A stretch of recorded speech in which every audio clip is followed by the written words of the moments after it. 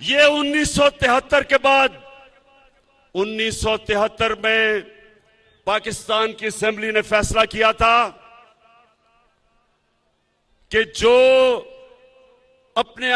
लोग हमारे नबी सल्लल्लाहु अलैहि वसल्लम को आखिरी पैगंबर नहीं मानते वो मुसलमान नहीं हैं।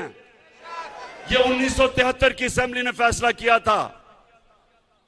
उन्होंने कहा था कि कायदियानी जो हमारे नबी सल्लल्लाहु अलैहि वसल्लम को आखिरी नबी नहीं मानते वो मुसलमान नहीं है, वो अक़लियत है।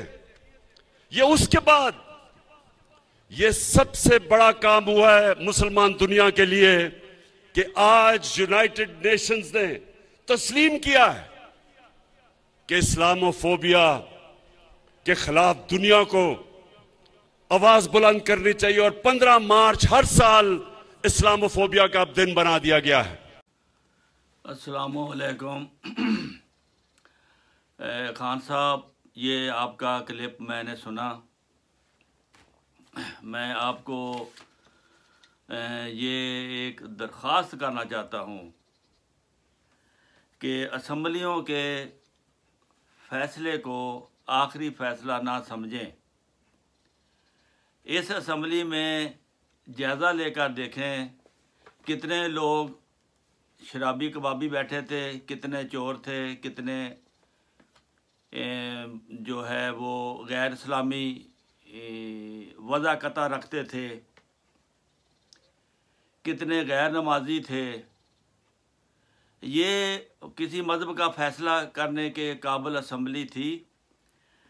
ये बिल्कुल ऐसा नहीं है। जब असम्बली में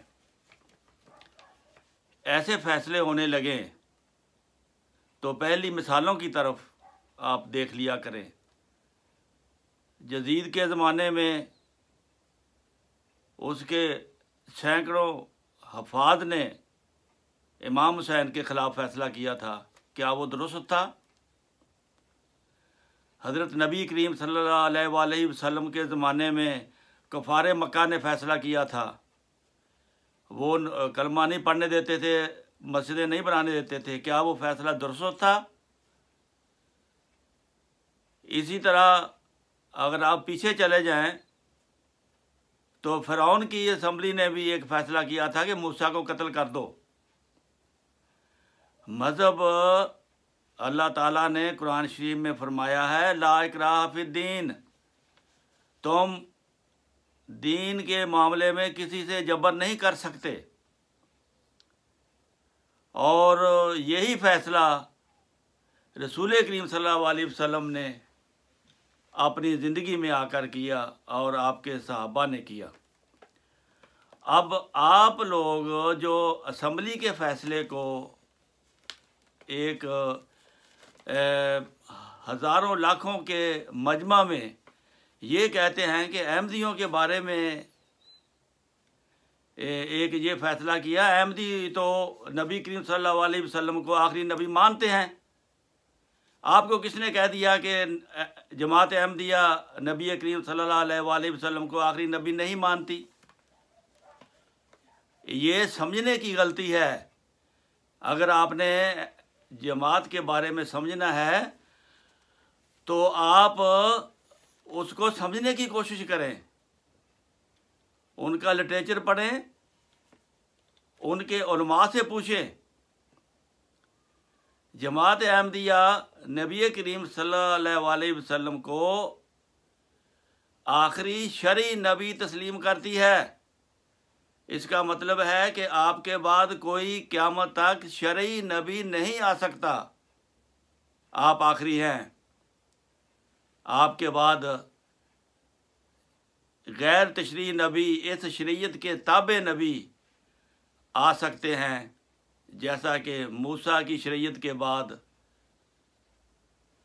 मूसा की उम्मत में बहुत से नबी आए जो शरीयत नहीं रखते थे। कोई भी नहीं रखता था, मूसवी शरीयत पे अमल होता था। इस तरह शरीयत के बग़ैर नबी जो है वो नहीं रोका गया कहीं भी। कुरान को गौर से पढ़ें। और ये तो हो गया मसला। मैं तो आपकी खिदमत में इसलिए हाज़िर हुआ हूँ कि आप इस मामले में ना पड़ें। ये मामला दीन का मामला है। दीन हर इंसान का अपना, उसका अपना फैसला है दीन के मामले में। ये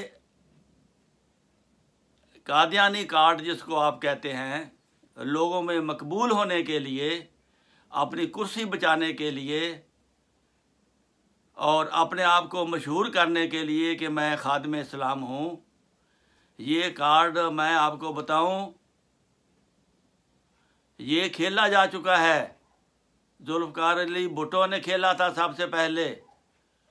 1973 की असम्बली ने नहीं, बल्कि 1974 की असम्बली ने भुट्टो की मौजूदगी में ये कार्ड खेल कर फैसला किया था अपने आप को अगले इलेक्शन में कामयाब करवाने के लिए और मौलवियों की हमदर्दियां हासिल करने के लिए। जो मौलवियों ने अवाम में गलत फहमियाँ फैलाई हुई हैं, अवाम तो बेचारी ऐसे ही है, जो मौलवी बता देता है उस पर अमल करते हैं।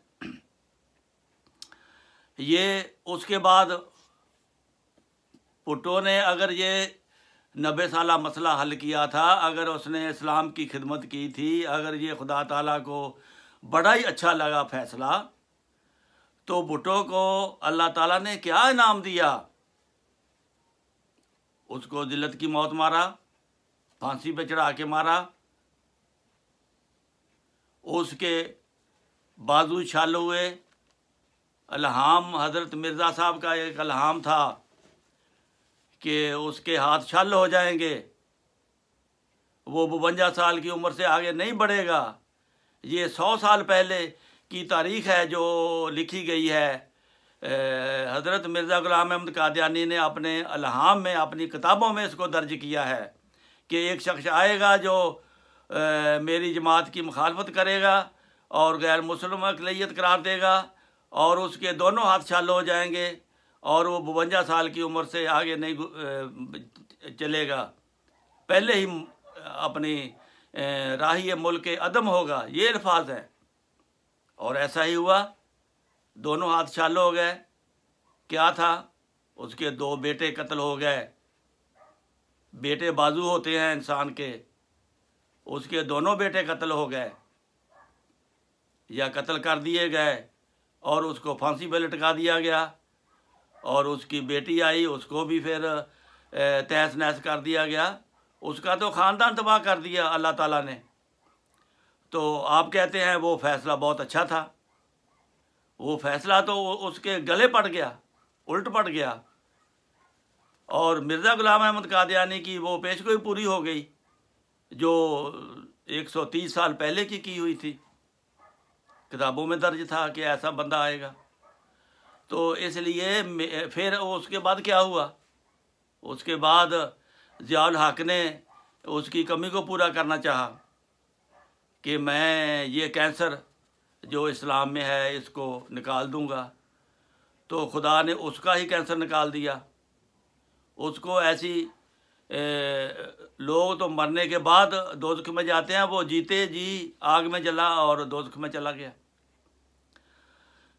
तो क्या सलूक करता है अल्लाह ताला? आप देखें, मज़हब खुदा ताला का है, मज़हब खुदा ताला का है। अगर कोई इस मज़हब को अपनी कुर्सी के लिए इस्तेमाल करता है तो उसकी कुर्सी नहीं रहती, वो तबाह बर्बाद हो जाता है।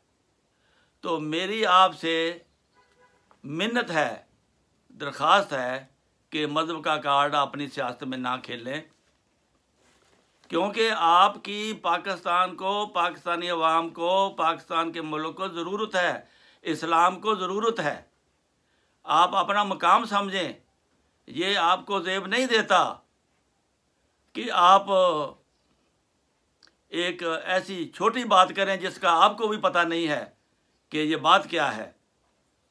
आपने अगर मालूम करना है तो जमात अहमदिया की किताबों का मुतालिया करें या किसी मौलवी से रब्ता करें, दूसरे मौलवी से रब्ता करें। मैं तो कहता हूँ कि आप मज़हब में ना पढ़ें। आप जो काम कर रहे हैं आप सिर्फ वो काम करें, वो कामयाबी है उधर से। तो मेरी तो ये दरख्वास्त है कि पाकिस्तान को आपकी अभी ज़रूरत है। अभी आप खुदा से टक्कर ना लें, ना खुदा बने, आप उसका बंदा रहें। जैसे आप कहते हैं ईया का नाबदो व ईया का नस्ताईन, ये बड़ी अच्छी आपकी आदत है। आगे फिर ये भी पढ़ लिया करें, एहदिन सिरातल मुस्तकीमा सिरातल लज़ीना अनअमत अलैहिम, हमें उन लोगों के रास्ते पर चला जिन पर तूने इनाम किया है। इनाम अल्लाह ताला ने रूहानी इनाम किए हैं। नबी का इनाम है, शहीद का है, साले का है, नेक लोगों का है। तो ये सारी चीज़ें कुरान शरीफ ने बताई हुई हैं। तो आगे आप आगे भी पढ़ लिया करें, गैरुल मग़ज़ूब अलैहिम वलद्दालीन आमीन। अल्लाह मुझे और हमें इन यहूदियों और ईसाइयों के फितने से भी बचा जिन पर तेरा गज़ब नाज़िल हुआ है। ये सारी अलहम्द शरीफ जो है ये हमको पढ़नी चाहिए। आप इसको अगर मुकम्मल करेंगे सूरत फातिहा को, ये आपके लिए एक मुकम्मल दुआ होगी, दीन के लिए भी, दुनिया के लिए भी, पाकिस्तान के लिए भी, आपकी अपनी ज़ात के लिए भी। मेरी आपसे ये इल्तजा है, अगर किसी तरह इमरान खान तक ये केसट पहुंच जाए, उनको आप बता दें कि मज़हब के मामले में जिस बादशाह ने दखल दिया है वो तबाह हो गया। आप की हमें बहुत ज़रूरत है, आप जैसे लीडर की पाकिस्तान को, पाकिस्तानी अवाम को बहुत ज़रूरत है। आप मेहरबानी करके, अभी तो आपने एक दफ़ा तकरीर में कह दिया है कि ये मसला हल किया, मैंने ये मसला हल किया, और ये मसला जो आपने जो असम्बली ने आज हल किया है 15 मार्च वाला, जमात अहमदिया इस पर, जमात अहमदिया के खलीफा इसी बात पर 15 साल से ये काम कर रहे हैं। पूरे यूरोप के बादशाहों को इस्लाम का पैगाम पहुंचा दिया गया है। पीस कॉन्फ्रेंसें करके, पूरी असम्बलियों में जाकर, यूरोपीय यूनियन असम्बली में जाकर बताया, कनाडा के असम्बली में जाकर ये चीज़, ये पैगाम दिया है जो आपने वहाँ दिया था पैगाम जनरल असम्बली में। तो ये बात मैं आपको बताना चाहता हूँ कि आपको मशवरा ये है कि मज़हब का कार्ड जो है उसको बंद कर दें। आप सिर्फ पाकिस्तान की खिदमत करें, पाकिस्तान के अवाम की खिदमत करें। आपने जो ये इरादा किया हुआ है, जो ये आप बात लेकर उठे हैं और कामयाबी से आप चल रहे हैं, तो इसको पाया तकमील तक पहुँचाएँ, मज़हब में दखल ना दें। बहुत मेहरबानी होगी आपकी, बहुत शुक्रिया।